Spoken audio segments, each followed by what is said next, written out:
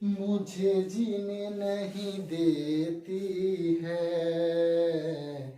याद तेरी हो, मुझे जीने नहीं देती है याद तेरी। सुन के आजा तू, आजा आवाज मेरी हो, मुझे जीने नहीं देती है याद तेरी।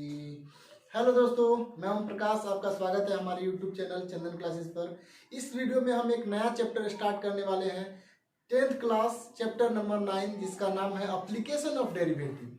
जैसे कि हम लोग इससे पहले ट्रिगोनोमेट्री चैप्टर पढ़ चुके हैं, चैप्टर नंबर 8 था, उसमें हम लोग इंट्रोडक्शन ऑफ ट्रिगोनोमेट्री स्टार्ट किए थे, जिसमें बहुत सारा ट्रिगोनोमेट्री के बारे में स्टडी किए थे। जैसे साइन थीटा का वैल्यू p/h होता है, उसको निकालना, और फिर कॉम्प्लीमेंट्री एंगल्स के बारे में पढ़े थे। फिर हम लोग इक्वेशंस भी सीखे थे ट्रिगोनोमेट्री, जैसे कुछ फार्मूला को प्रूफ करना, ठीक है ना, बहुत सारा चीज पढ़े थे। अब हम लोग जो स्टार्ट करने वाले हैं चैप्टर, उसका नाम है एप्लीकेशन ऑफ ट्रिगोनोमेट्री। एप्लीकेशन का मतलब होता है यूज। ट्रिगोनोमेट्री का आखिर हम यूज कहाँ कर सकते हैं और किस तरह इसको हम अपने लाइफ में अप्लाई कर सकते हैं, और कैसे हम लोग इसका यूज करेंगे, कौन कौन फॉर्मूला अप्लाई करेंगे, उसके बारे में हम लोग स्टडी करेंगे, ठीक है। तो एप्लीकेशन ऑफ ट्रिगोनोमेट्री में टॉपिक का नाम है हाइट्स एंड डिस्टेंसेस, ठीक है। टॉपिक का नाम है हाइट एंड डिस्टेंसेस। तो देखिए, अभी तक हम लोग मैथमेटिक्स में बहुत सारे टॉपिक्स पढ़े हैं, लेकिन उनमें से एक बहुत इंपॉर्टेंट टॉपिक है एप्लीकेशन ऑफ ट्रिगोनोमेट्री, जो हाइट और डिस्टेंस निकालने में हेल्प करता है हमारा, ठीक है। जैसे सपोज एक एग्जांपल छोटा सा लेते हैं, एक बहुत बड़ा पहाड़, बहुत ऊंचा पहाड़ है, वहां से हम देखते हैं कि एक बाइक हमसे दूर जा रहा है। अब बाइक का हमसे डिस्टेंस, मतलब हम तो पहाड़ पर ऑलरेडी हैं, पहाड़ पर जो हम जहाँ हैं वहां से बाइक का डिस्टेंस क्या होगा, तो हम टेप लेकर मेजर करने तो नहीं जाएंगे। तो ये हाइट, हम लोग कितना हाइट पर है और गाड़ी हमसे कितना डिस्टेंस पर है, सपोज हम उतने हाइट पर हैं और वहां से गाड़ी कितना डिस्टेंस पर है हमसे, उसको हम लोग आसानी से निकाल सकते हैं। जैसे देखिए, सपोज हम एक इतना ऊंचा पहाड़ है, पहाड़ के ऊपर हम यहाँ बैठे हुए, ठीक है। अब एक बाइक से कोई आदमी यहाँ जा रहा है, हम यहाँ से देखें कि अरे भाई ये तो बाइक जा रहा है यहाँ, इतना ऊंचा पर पहाड़ पर हम बैठे हुए, अब यहाँ से यहाँ का डिस्टेंस क्या होगा। तो ये देखिएगा, जब हम चैप्टर क्वेश्चन स्टार्ट करेंगे तो इस चैप्टर का हेल्प से हम लोग बहुत सारा प्रॉब्लम सोल्व करेंगे, जिसमें हम यहाँ से यहाँ का डिस्टेंस मेजर कर सकते हैं बिना कोई टेप इंच लिए, ठीक है। उसी तरह डिस्टेंस भी मेजर कर सकते हैं। सपोज यहाँ से यहाँ कितना डिस्टेंस है, ये तो हम मेजर कर दिए। अब दूसरा एग्जाम्पल लेते हैं, ठीक है। एक कोई बहुत बड़ा टावर है, टावर इतना ऊंचा है, यहां से एक आदमी देख रहा है, सपोज अब इसको देख रहा है यहाँ, अब यहाँ से यहाँ ये इस तरह से टावर है, ठीक है। इसका हाइट कितना है हम आसानी से मेजर कर सकते हैं ट्रिगोनोमेट्री का यूज करके, ठीक है। तो ट्रिगोनोमेट्री का यूज करके हम आसानी से फाइंड आउट कर सकते हैं। और हम एक बात अच्छा से ट्रिगोनोमेट्री के बारे में जानते हैं कि जब भी यूज होता है, पिछले चैप्टर में भी हम लोग देखे हैं, जब भी यूज होता है तो हम लोग राइट एंगल ट्रायंगल का बात करते हैं, ठीक है। तो यहाँ देखिए, इसमें भी वही होगा, राइट एंगल ट्रायंगल का ही हम लोग स्टडी करेंगे। ये देखिए, आप राइट एंगल ट्रायंगल फॉर्म कर रहा है, ठीक है। तो इस चैप्टर को पढ़ने के लिए और इसके क्वेश्चन को सॉल्व करने के लिए हमको क्या क्या इंपॉर्टेंट चीज समझना होगा, उसको हम लोग देखते हैं ध्यान से, ठीक है। सबसे कुछ चीज है, उसका नाम है एंगल ऑफ एलिवेशन क्या होता है, एंगल ऑफ डिप्रेशन क्या होता है, लाइन ऑफ साइड क्या होता है, और हॉरिजॉन्टल लाइन क्या होता है, ठीक है। बहुत सारा हॉरिजॉन्टल लाइन तो आप लोग जानते हैं, ठीक है।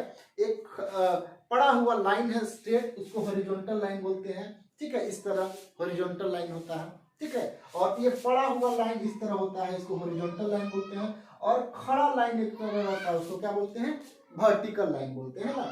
तो यही है हॉरिजॉन्टल लाइन और वर्टिकल लाइन। फिलहाल जो चीज हम लोग को जानना है वो ध्यान से देखिएगा, ठीक है। सपोज सपोज अभी हम लोग एग्जांपल लिए थे, एक ऊंचा पहाड़ है, यहां से कोई आदमी इसको देख रहा है, ठीक है। ये बहुत ऊंचा पहाड़ था, पहाड़ को यहां से कोई आदमी देखा, तो इसको बोलते हैं लाइन ऑफ साइट, ठीक है। पहाड़ को देखेंगे और पहाड़ को बेस से मिला देते हैं, ठीक है। तो इसको बोलते हैं line of site, line of site, LOS हम शॉर्ट में बोल रहे हैं। लाइन ऑफ साइट क्या होता है? देखिए, लाइन ऑफ साइट होता है जहां से हम देख रहे हैं किसी ऑब्जेक्ट को और उस लाइन को मिला दे। सपोज यहां से हम देख रहे हैं इस ऑब्जेक्ट को, ठीक है, तो ये जो लाइन फॉर्म करेगा इसी लाइन को बोलते हैं लाइन ऑफ साइट, ठीक है।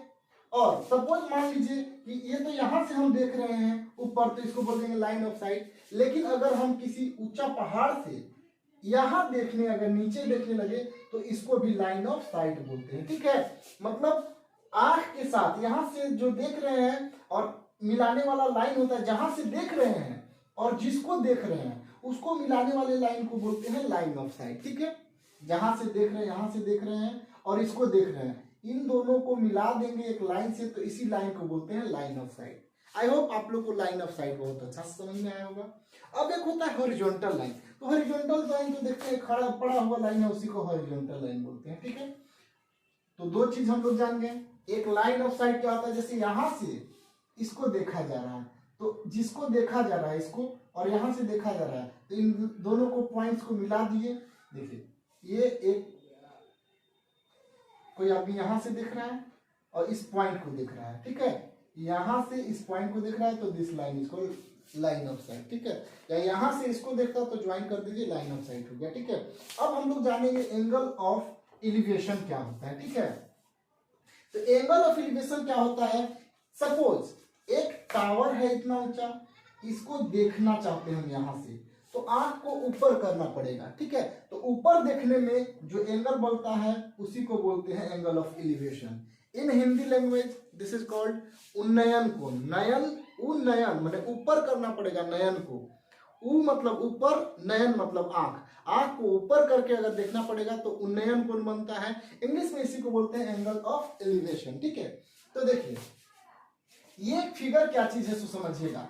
एक इतना बड़ा टावर है BC, उसको कोई पॉइंट A से आदमी देख रहे हैं तो इसको बोलेंगे लाइन ऑफ साइट, ठीक है। और उस पॉइंट को जहां से देख रहा है, इस टावर को या पेड़ है या पहाड़ है कोई, इसको मिला दीजिए हॉरिजॉन्टली, तो इस लाइन को बोलते हैं हॉरिजॉन्टल लाइन, ठीक है। तो एंगल ऑफ एलिवेशन क्या होता है, it always above the horizontal line. ये जब भी बनेगा हॉरिजॉन्टल लाइन से ऊपर ही बनेगा, ठीक है।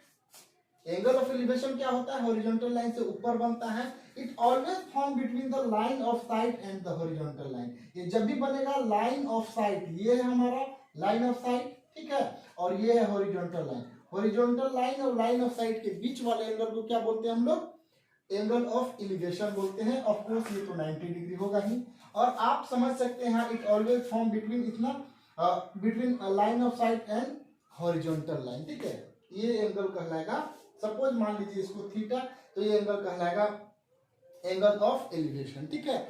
ऊपर देखने में जो एंगल बनता है उसको एंगल ऑफ एलिवेशन बोलते हैं। ठीक उसी तरह यहां देखिएगा, सपोज एक ऊंचा पहाड़ है, पहाड़ के मेन पिक पॉइंट से कोई आदमी बैठकर यह किस चीज को देख रहा है, तो इसको ज्वाइन करेंगे तो LOS कहलाएगा। LOS मतलब लाइन ऑफ साइट, ठीक है। LOS ही है, लाइन ऑफ साइट को हम शॉर्ट में LOS बोलते हैं, लाइन ऑफ साइट कहलाएगा। ये लाइन ऑफ साइट कहलाएगा। और जहां से देख रहे हैं, जहां से देख रहे हैं उसके वहां से एक हॉरिजॉन्टल ड्रॉ करिए, ठीक है। ये एक हॉरिजॉन्टल लाइन हो गया, HL इसको बोलेंगे, ठीक है। ये भी HL है, ये भी हॉरिजॉन्टल लाइन है, ये भी हॉरिजॉन्टल लाइन है, ठीक है। हॉरिजॉन्टल लाइन हुआ है ना। अब देखिए, तो एंगल ऑफ डिप्रेशन क्या होता है, यहां से हॉरिजॉन्टल लाइन से नीचे देखना पड़ेगा उसको। ये हॉरिजॉन्टल लाइन है, हॉरिजॉन्टल लाइन से नीचे जो देखने में एंगल बनता है, this is called the angle of depression. इस एंगल को बोलते हैं एंगल ऑफ डिप्रेशन। मतलब जहां से देख रहा है, तो जाहिर सी बात है एंगल ऑफ डिप्रेशन बनने के लिए आपको नीचे देखना पड़ेगा। हिंदी में इसको बोलते हैं अवनमन कोण। अवनमन मतलब नीचे तरफ, वैसे भी नमन करते हैं तो नीचे झुक के ही करते हैं, प्रणाम करना होता है, तो ऐसा ही कुछ समझ सकते हैं। अवनमन कोण बोलते हैं नीचे देखने के लिए, नीचे देखने के लिए जो एंगल बनता है, this is called angle of depression, ठीक है। हिंदी में अवनमन कोण बोलते हैं। तो एंगल ऑफ डिप्रेशन क्या होता है समझिएगा, it form below the HL। HL मतलब हॉरिजॉन्टल लाइन के हमेशा ये क्या होता है, नीचे बनता है। और एंगल ऑफ एलिवेशन क्या होता है, हॉरिजॉन्टल लाइन के ऊपर बनेगा और angle of depression horizontal line से नीचे बनेगा और LOS और HL के बीच में ये भी बनता है, ठीक है। It always form between horizontal line and LOS, horizontal line and line of site, मतलब हॉरिजॉन्टल लाइन ऑफ साइट के बीच में जो एंगल बनता है उसको क्या बोलते हैं हम लोग, उसी को हम लोग बोलते हैं एंगल ऑफ डिप्रेशन। तो ये एंगल थीटा आप कह सकते हैं, ये 30 डिग्री 40 डिग्री क्या होगा वो अलग बात है। तो इसी एंगल को बोलते हैं एंगल ऑफ डिप्रेशन, ठीक है। अब एक आप ध्यान से देखिएगा जो हम पॉइंट लिखे हुए हैं, it always below the HL, मतलब हॉरिजॉन्टल लाइन से हमेशा नीचे होता है। It always form between the HL and LOS, मतलब यही लिखा हुआ है, हॉरिजॉन्टल लाइन और लाइन ऑफ साइट के बीच में ये बनता है। और यहाँ ABD is angle of depression, आप देख रहे होंगे ABD, this angle is angle of depression. अच्छा थोड़ा सा एक और चीज देखिएगा, यहाँ ABD, एंगल ABD ये है और एंगल BAC, ठीक है, ये एंगल आपस में इक्वल होगा। क्यों इक्वल होगा बताइएगा जरा, अल्टरनेट इंटीरियर एंगल। याद करिए जब हम लोग 9th क्लास में पढ़े थे अल्टरनेट इंटीरियर एंगल, तो दो लाइन अगर पैरेलल होते हैं तो ये और ये अल्टरनेट इंटीरियर एंगल कहलाता है और वो आपस में इक्वल होते हैं। देखिए AC और DB एक पैरेलल लाइन है और ये एक ट्रांसवर्सल का काम AB करेगा, तो ये एंगल इक्वल टू एंगल होगा ही, ठीक है। तो this is called the angle of depression, ठीक है। तो ये आपस में इक्वल होता है। ये था हमारा टॉपिक जिसको हम लोग बोलते हैं एप्लीकेशन ऑफ ट्रिगोनोमेट्री। इसका यूज बहुत सारा चीज में होता था, जैसे पुराने जमाने में लोग डिस्टेंस मेजर करने के लिए, यहाँ से अभी भी यूज होता है, सन से यहाँ का डिस्टेंस, अर्थ से मेजर करने का, एक प्लेनेट को दूसरे प्लेनेट से डिस्टेंस मेजर करने के लिए, बड़ा बड़ा डिस्टेंस मेजर करने के लिए हम लोग ये एप्लीकेशन का यूज करते हैं। आइए हम लोग कुछ एग्जांपल देखते हैं जिसके हेल्प से हम लोग पहले एग्जांपल देखेंगे एक, उसके बाद हम लोग चैप्टर स्टार्ट करेंगे।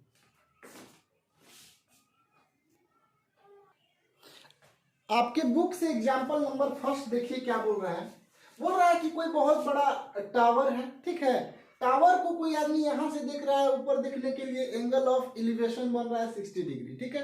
यहाँ से अगर नीचे से ग्राउंड से कोई आदमी अगर टावर को देखेगा तो कैसा एंगल बनेगा, of course angle of elevation बनेगा, क्योंकि यहाँ से ऊपर देखना पड़ेगा। एंगल ऑफ एलिवेशन 60 डिग्री है और ये टावर जहाँ खड़ा है और जहाँ से देख रहा है उसको यहाँ से का डिस्टेंस, मतलब जहाँ से देख रहा है और टावर के बेस के बीच का डिस्टेंस है 15 मीटर, ठीक है।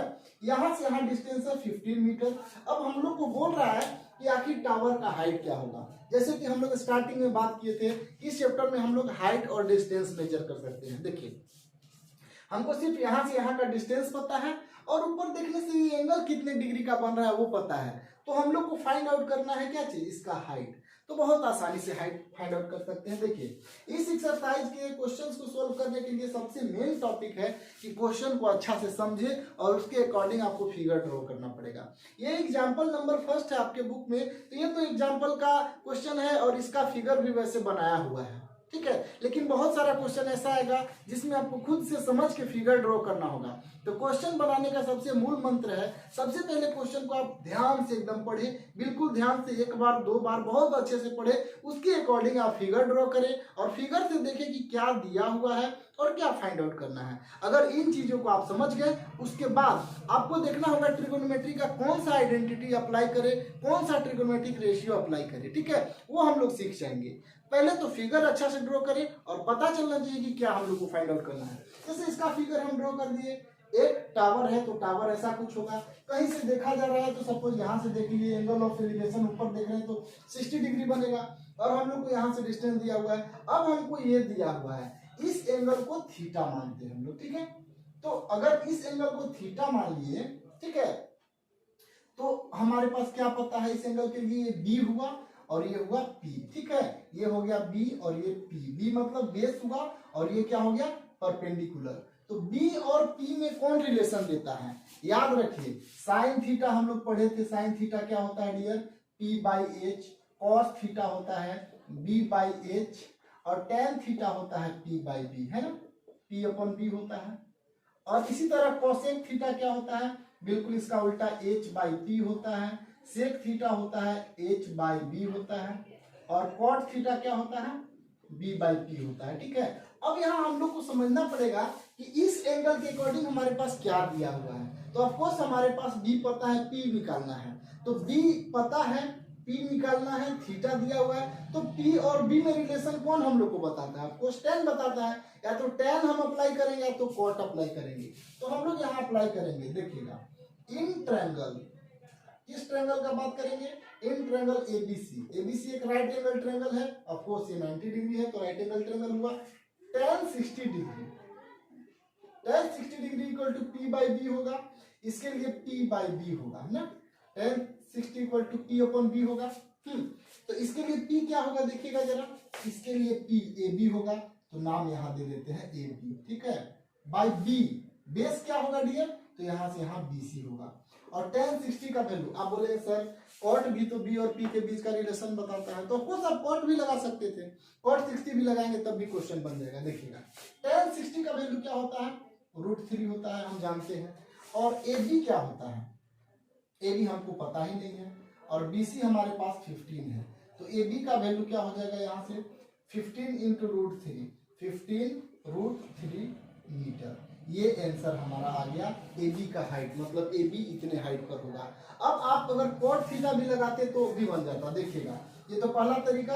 अब cot थीटा लगा के हम लोग कैसे बनाएंगे, means cot theta equal to क्या होता है डियर, बी अपॉन पी होता है ना। cot थीटा, थीटा के जगह पर हमारे पास क्या है 60 डिग्री है ना, cot थीटा। यही क्वेश्चन को एक और तरीका से बना दे रहे हैं, ठीक है। मतलब tan पी और बी में रिलेशन tan देता है और cot भी देता है, तो या तो tan अप्लाई करें या cot अप्लाई करें आप, किसी से बनेगा। cot 60, तो cot थीटा होता है b बाई पी, इसके लिए b क्या होगा डियर, इसके लिए b ऑफकोर्स कौन होगा, bc होगा। और p क्या होगा, इसके लिए p होगा ab, है ना, ठीक है, ab, ठीक है। तो cot 60 का वैल्यू क्या होता है डियर, cot 60 का वैल्यू हम जानते हैं tan 60 का √3, cot 60 का 1/√3। BC का वैल्यू हमको 15 दिया हुआ है और AB हमको पता नहीं है, AB हम लोग को निकालना है, यही AB ही ना है हाइट ऑफ टावर। तो क्रॉस मल्टीप्लाई अगर करेंगे आप तो AB इक्वल टू क्या हो जाएगा 15√3 मीटर। क्वेश्चन मीटर में दिया हुआ है ये लेंथ, तो हमारा आंसर भी मीटर में आएगा, ठीक है। तो ये है क्वेश्चन का आंसर। तो इस तरह से हम लोग हाइट मेजर कर सकते हैं। अगर हाइट दिया हुआ रहता और डिस्टेंस मेजर करना होता तो भी हम कर लेते, ठीक है। तो आने वाले क्वेश्चन में जब हम एक्सरसाइज स्टार्ट करेंगे तो हम लोग को ऐसा क्वेश्चन मिलेगा जिसमें हम लोग आसानी से ट्रिगोनोमेट्री का अप्लाई करेंगे, और आपको बस यही जानना होगा कि कौन सा अप्लाई करना होगा, ठीक है। अब जैसे यहाँ P और B में रिलेशन दिया होता, अगर ये दिया हुआ है और यहाँ से डिस्टेंस अगर मेजर करने बोलता तो ये B और H का रिलेशन हम लोग देखते कि कौन देता है। तमाम सारा चीज हम लोग सीखेंगे, ठीक है। आने वाले अगले वीडियो में हम लोग चैप्टर का सॉल्यूशन देखेंगे, ठीक है। तो मिलते हैं अगले वीडियो में, थैंक्स।